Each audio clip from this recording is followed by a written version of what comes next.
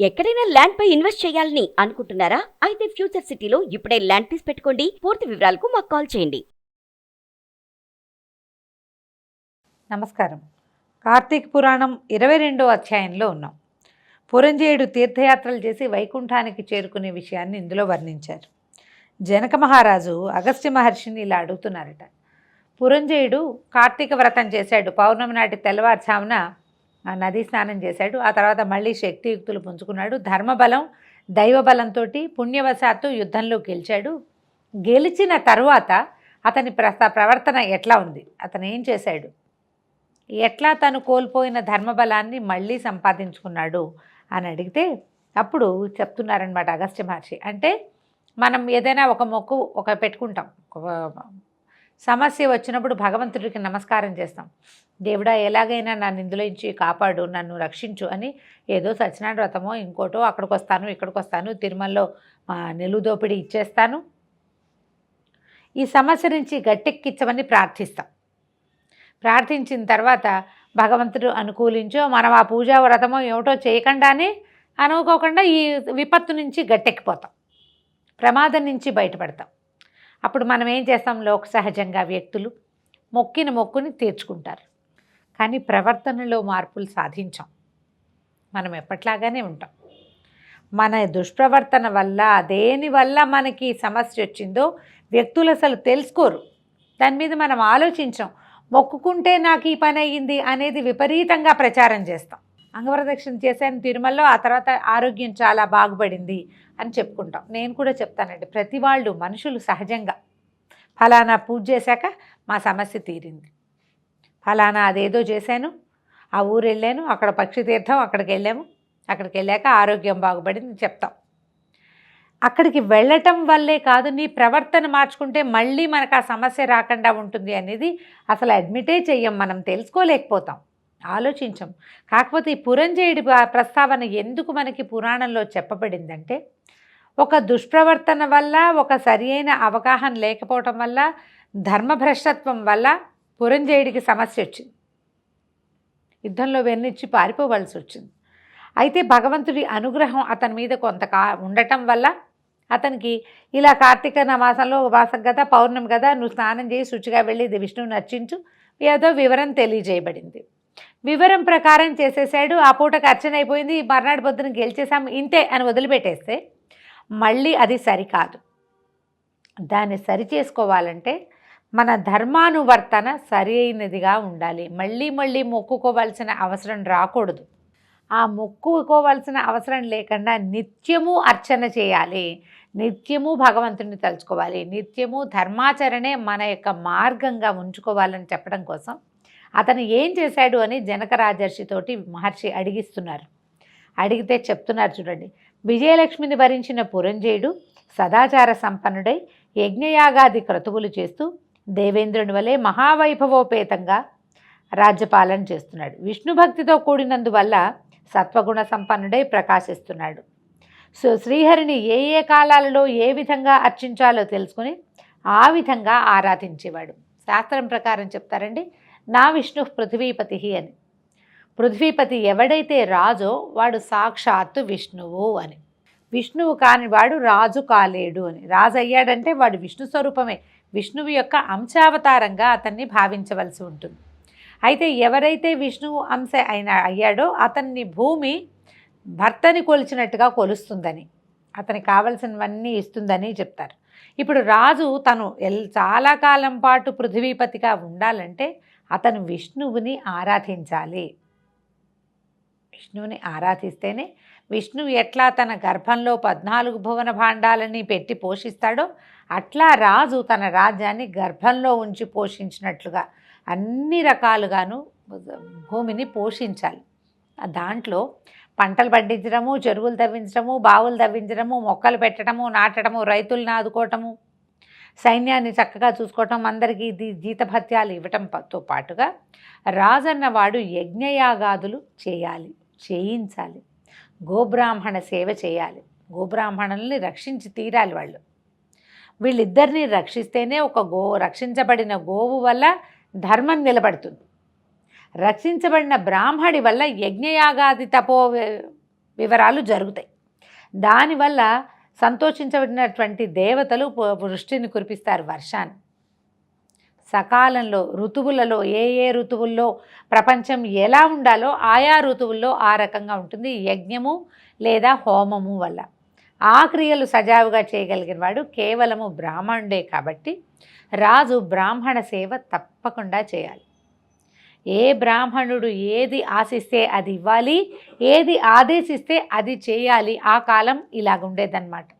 అయితే ఈయన విష్ణువారాధన విశేషంగా చేసేవాడు పురంజయుడు. ఏం చేసేవాడు, ఎక్కడెక్కడ ఏ క్షేత్రాల్లో భక్తవరదుడైన శ్రీహరి ఏ రూపాలలో వెలసి అనుగ్రహిస్తున్నాడో యాత్రికులని మునులని బాగా కనుక్కునేవాడు. ఫలానా క్షేత్రంలో విష్ణువాలయం ఉంది అనగానే ఆ విశ్వాలయం దాని గురించి వివరం కనుక్కుని అక్కడికి కొంత ధనాన్ని దానంగా పంపించేవాడు. స్వామికి సేవాకాలానికి దానం అనకూడదు, స్వామి సేవకి వినియోగించడానికి ధనం పంపించేవాడు.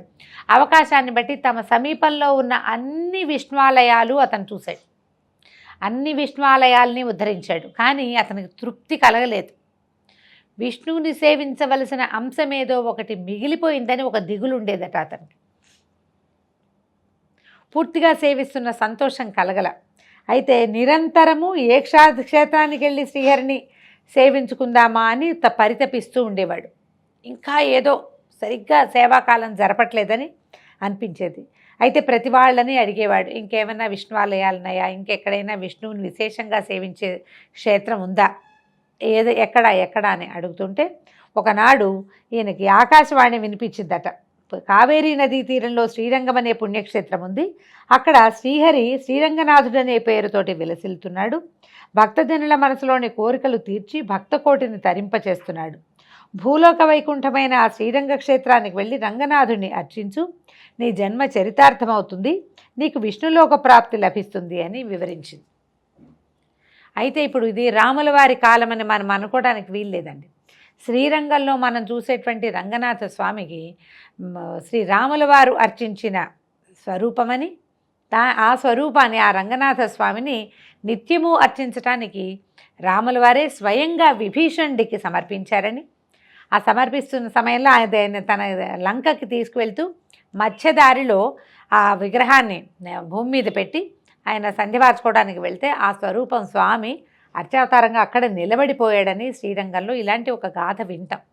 అంటే ఇది శ్రీరంగం ఉంది అంటే ఆ కల్పంలో కూడా రాముల వారు ఉన్నట్టే చెప్పుకోవాలి మనం ఆ సమయంలో కూడా. అయితే ఈ మాటలు విన్నాడు, విష్ణులోక ప్రాప్తి లభిస్తుంది. రంగనాథ స్వరూపం అంటే మామూలుగా స్వరూపాలు, దేవతా స్వరూపాలు 3 రకాలుగా ఉంటాయి. ఒకటి స్థానక భంగిమలో నిలబడిన స్వరూపంలో ఉంటారు శ్రీ వెంకటేశ్వర స్వామి వారు. తర్వాత కూర్చున్న భంగిమలో ఉంటారు, ఆసీన భంగిమలో. ఈ ఆసీన భంగిమలో ఉన్నవి మనకి కేశవ స్వామి దేవాలయాలు అవి కనిపిస్తాయి. వెంకటేశ్వర స్వామి వారితో పాటుగా వేణుగోపాల స్వామి ఆలయాలు అవన్నీ, నరసింహస్వామి కూడా నిలబడి ఉన్నటువంటి స్వరూపాల్లో చాలా దేవాలయాల్లో కనిపిస్తాడు. ఒకటి ఆ భంగిమ, నిలబడిన భంగిమ, స్థానక భంగిమ అంటారు. రెండోది ఆసీన భంగిమలో మనకి యోగనరసింహస్వామి యోగపట్ట బంధంలో కూర్చున్నట్టుగా కనపడతాడు, అది రెండో భంగిమ. అయితే మూడవ భంగిమ శయన భంగిమ, శయన విగ్రహాలు కనిపిస్తాయి. ఈ శయన భంగిమలో ఉండేవాడు సాధారణంగా శేషతల్పసాయి అయినటువంటి విష్ణువే ఆ స్వరూపంలో మనకి దర్శనమిస్తాడు. మనం శివస్వరూపాలు ఎక్కడ విగ్రహ రూపంగా అర్చన జరగదు. మన ప్రాంతం అంతా లింగరూపిగానే శివుడు అర్చించబడతాడు. ఈ స్వరూపంలో చతుర్భుజుడైనటువంటి విష్ణు స్వరూపాలలో అర్చించబడేవాడు మనకి కేవలము ఈయనే కనిపిస్తాడు. అయితే ఈ ఆ స్థానక ఆసీన భంగిమలు కాకుండా శయన భంగిమలో రంగనాథుడుగా మహావిష్ణువు వైకుంఠంలో ఎలాంటి స్వరూపంలో ఉంటాడో అదే స్వరూపంలో దర్శనమిచ్చే ఈ శ్రీరంగం గురించి ఎన్నో కథలు విన్నాడు పురంజయుడు. ఇప్పుడు శ్రీరంగం ఎక్కడుందండి, దక్షిణం వైపు ఉంది, తమిళనాడులో కదా ఉన్నది. మనకి పురంజయుడు ఉన్నది ఎక్కడ, అయోధ్య నగరం, అది ఎక్కడుంది, దేశానికి రెండో వైపు ఉంది. అయితే ఈయన అప్పటి నుంచి ప్రతి వాళ్ళని ఈ ఓబు కాళ్ళు ఉప్పకు నీకు డబ్బులు రావు, ఒకటి నాకు డిస్టర్బింగ్గా ఉంది. అయితే అక్కడి నుంచి శ్రీరంగం రావడానికి ఆయన చాలా ప్రయత్నం చేసుకున్నాడు. ప్రతి వాళ్ళని తన దగ్గరకు వచ్చినటువంటి, అంటే తన రాజ్యానికి వచ్చినటువంటి అనేక ఋషులని, మునులని, మహానుభావులందరినీ ప్రశ్నించేవాడు. రంగనాథ స్వరూపం ఎలా ఉంటుంది, కావేరీ నదీ తీరం ఎలాంటిది, అక్కడ ఎట్లా ఉంటుంది, ఆ దేశం ఎలా ఉంటుంది, ఎందుకంటే భాష వేరు. అయోధ్య నగరంలో సంస్కృతము హిందీ మాట్లాడే కాలం అది, హిందీ లేదేమోలేండి, సంస్కృతం మాట్లాడుతూ ఉంటారు. ఇక్కడ తమిళనాడు దగ్గరకు వచ్చేసరికి ఇక్కడ భాష వేరు కదా, ద్రవిడ భాష మాట్లాడతారు. అందుకని వచ్చిన మునులని ఋషులని ప్రతి వాళ్ళని ఆయన శ్రీరంగం గురించి ప్రశ్నించేవాడు, పలు విధాలుగా పరితపించేవాడు. ఎప్పుడెప్పుడు రంగనాథ స్వామి దర్శనం చేస్తానా అని ఎన్నో విధాలుగా ప్రయత్నం చేసి ఎట్టకేలకి ఇక్కడికి బయలుదేరి వచ్చాడనమాట. రాజ్యభారాన్ని తన మంత్రులకు అప్పచెప్పేసి శ్రీరంగనాథుడి దర్శనానికి బయలుదేరాడు. ఎంతకాలమో పట్టిందట ప్రయాణం. దారి రోడ్డు మీద చేయాలి కదా, దారి రథాల మీద వెళ్ళేవాళ్ళు. ప్రతిరోజు సాయంకాలం అవ్వగానే ఎక్కడైనా విడిది చేయటం, ఆ ప్రాంతంలో ఉన్న ఒక్కొక్క చిన్న చిన్న ఉన్న అనేక రకాల ఆలయాల్ని దర్శనం చేస్తూ తనతోటి తెచ్చినటువంటి అశేష సంపదని ప్రతి దేవాలయంలోనూ సేవాకాలానికి అర్పిస్తూ అంత భక్తిపరుడైపోయాడనమాట. అర్పిస్తూ క్రమంగా ఇంకా దారిలో సమస్తమైన పుణ్యతీర్థాల్లోనూ స్నానదాన జపతపాదులు చేసుకుంటూ సంధ్యావందనం చేస్తూ మొత్తానికి శ్రీరంగం వైపుగా ప్రయాణిస్తూ కావేరీ నదీ తీరాన్ని చేరుకున్నాడు. కావేరీ నదీ తీరం అంటే అది ఇట్లా 2 నదుల సంగమ స్థానం అని, ఒక ద్వీపంలాగా ఉంటుందని, ఆ ద్వీపంలో ఈయన స్వామి కావేటి రాయుడు నివసిస్తాడని, కావేటి రంగడు కావేటి రాయుడు అంటారు రంగనాథ స్వామిని. ఆ కావేరీ నదీ జలాలతోటే స్వామికి నిత్యము అభిషేకం చేస్తారు. పొద్దున్నే ఒక ఏనుగు వస్తుంది నీళ్లు తీసుకెళ్ళటానికి. నీళ్ళు తీసుకెళ్తే ఆ ఏనుగే లోపలికి అందిస్తుంది. అక్కడ స్వామివారికి ప్రతిరోజు కావేరీ జలాలతోటే అభిషేకం చేస్తారు. కావేరీ నది విరజా నది అని చెప్తారు. కావేరి భూలోకంలో ఉన్నటువంటి కావేరి లోపల పైన ఉన్నటువంటి గంగా నదితోటి సమానమని, ఆ జలాలతోటి అభిషేకమే ఆయనకి అత్యంత ప్రీతిపాత్రమని తెలుసుకొని కావేరీ జలాలలో స్నానం చేసి తర్వాత అక్కడే సంధ్యావందనం చేసుకుని కావేరీ జలాలతో తమ పితరులకి తర్పణాలు, సూర్యుడికి అర్ఘ్యాన్ని సమర్పించి ఈయన ఏం చేశాడు, భక్తి శ్రద్ధలతోటి స్నానదాన జపతప హోమ ఆరాధనలన్నీ విశేషంగా చేశాడు. ఈయన పురంజేయుడు అదృష్టవశాత్తు ఆయన అక్కడికి చేరే కాలం కార్తీక మాసమైంది. అందుకని కార్తీకంలో కావేటి స్నానం చాలా అమోఘమైన ఫలితాన్ని ఇస్తుంది అని చెప్తారు. ఈయన కూడా అదే సమయానికి అక్కడికి వెళ్ళాడనమాట. అక్కడే ఉండి 1 నెల రోజుల పాటు కార్తీక మాస విధులని పూర్తి చేసుకుని 1 నెల రోజులు నిత్యము స్వామిని దర్శించి కావేరీ నది స్నానాన్ని నిత్యము చేసి 1 నెల రోజుల తర్వాత తిరిగి మళ్ళీ అయోధ్య నగరానికి చేరుకున్నాడట. పురంజేయుడు నిరంతరము శ్రీరంగ వాసుదేవ శ్రీహరి లక్ష్మీవల్లభ ఆపతోద్ధారక శ్రీరంగనాథ అంటూ నిరంతరము శ్రీహరిని ధ్యానిస్తూ మంత్రి సామంతులతో సంప్రదిస్తూ రాజ్యాన్ని ప్రజారంజకంగా పరిపాలిస్తూ క్రమంగా వైరాగ్యాన్ని పొందాడు. ఏటా కావేరీ నది స్నానానికి కార్తీక మాసంలో ప్రయాణం అయ్యేవాడట. వెళ్ళడానికి 2 నెలలు, రావడానికి 2 నెలలు, అక్కడ 1 నెల, మొత్తం 5 నెలల కాలాన్ని ఈ రంగయాత్రలోనే గడిపేవాడు. ఇలా చాలా సంవత్సరాలు తిరిగిన తర్వాత ఆయనకు వృద్ధాప్యం మీద పడింది. తర్వాత వైరాగ్యాన్ని పొందాడు. నిరంతరము హరినామస్మరణ చేస్తూ కాలం గడిపేవాడు. వయసు పెరిగి వార్ధక్యం మీద పడ్డాక భక్తిభావన కూడా పెరిగింది. కుమారుడికి పట్టాభిషేకం చేసి పౌత్రాదుల మమకారాన్ని తుంచేసుకున్నాడు. అంటే పిల్లాడికి పట్టాభిషేకం చేశాక ఇంకక్కడ ఉండల, మనవలు పుడతారు చూడాలి, మునిమనవుడు రాజ్యం చేస్తాడు చూడాలి, తరతరాలకి సంపద వృద్ధి పొందాలి, ఇలాంటి మానవ సహజమైనటువంటి ఆలోచనలని తుంచేసుకున్నాడు ఆయన. శ్రీహరే నాకు నిత్య నైమిత్తిక కర్మలన్నిటికీ శ్రీహరే పాత్రుడు, ఆయనకే చేయాలి అని భావించి ఏం చేశాడు, వానప్రస్థానికి స్వాగతంగా పలికాడు. వానప్రస్థం అంటే సాధారణంగా ఏం చేసేవాళ్ళు, రాజ్యాన్ని పిల్లలకు అప్పచెప్పాక అరణ్యానికి వెళ్ళిపోయి కేవలము తపంతోటి గడిపి ఎప్పుడో జీవితాన్ని వదిలిపెట్టేవాళ్ళు. వీళ్ళు మరణించారు అనే సంగతి నగరానికి వార్త వచ్చేది. కుమారుడు వెళ్ళి తర్వాత సంస్కారాలన్నీ చేసేవాళ్ళు. ఈ రాజులు కోరుకోలేదనుకోండి కుమారులు రావాలని, వారితోటి ఎవరున్నారో వాళ్లే సంస్కారాలు నిర్వహించేసేవాళ్ళు. వార్త వెళ్ళేది. కుమారులు కేవలం కర్మాంతరాలు నిర్వహించేవాళ్ళు తప్ప ఇక సంస్కారాల ఆలోచన కూడా చేసేవాళ్ళు కాదు. కొంతమంది ఇచ్ఛామరణాన్ని కూడా పొందేవాళ్ళు. ఆ కాలపు పద్ధతి అది. ఈయన వానప్రస్థాన్ని స్వీకరించి వానప్రస్థం కోసం మళ్ళీ కావేరీ నదీ తీరంలో ఉన్న శ్రీరంగపట్నానికే వెళ్ళిపోయాడట.